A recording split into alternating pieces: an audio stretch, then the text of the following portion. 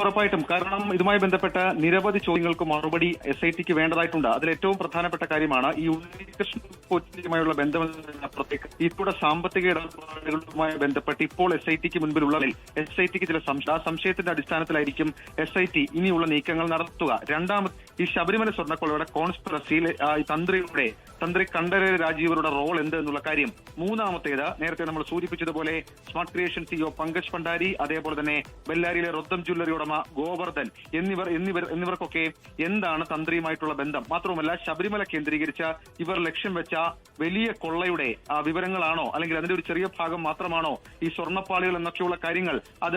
അതാണ് പരിശോധിക്കേണ്ടത്. പ്രധാനമായും അതാണ്. അക്കാര്യത്തിലാണ് നിലവിൽ ഇപ്പോൾ തീരുമാനമെടുക്കേണ്ടത്. ഏതായാലും നിലവിൽ ഇപ്പോൾ നമ്മൾ മനസ്സിലാക്കുന്നതനുസരിച്ച് തിങ്കളാഴ്ച കസ്റ്റഡി അപേക്ഷ നൽകി അദ്ദേഹത്തെ കസ്റ്റഡി ലഭിച്ചാൽ വിശദമായ ചോദ്യം ചെയ്യൽ അന്വേഷണ സംഘത്തിന്റെ ഭാഗത്തു നിന്നുണ്ടാകും. ഇന്നലെ അദ്ദേഹത്തെ റിമാൻഡ് ചെയ്തിരുന്നു. ഏറ്റവും ഒടുവിൽ വരുന്ന അപ്ഡേഷൻ അനുസരിച്ച് തിരുവനന്തപുരം സ്പെഷ്യൽ സബ് ജയിലിൽ വെച്ച് അദ്ദേഹത്തിന് ദേഹാസ്വാസ്ഥ്യമുണ്ടായി. അദ്ദേഹത്തെ ആശുപത്രിയിലേക്ക് മാറ്റുകയാണ്. ആശുപത്രിയിൽ അദ്ദേഹത്തെ എത്തിച്ചു നേരത്തിലേക്കുള്ള വിവരങ്ങളൊക്കെ ഈ ഘട്ടത്തിൽ പുറത്തു വരുന്നുണ്ട്. ഏതായാലും നീക്കങ്ങൾ SIT സജീവമാക്കുകയാണ്. SITയെ സംബന്ധിച്ചിടത്തോളം ഇനിയുള്ള മണിക്കൂറുകൾ വളരെ പ്രധാനപ്പെട്ടതാണ്.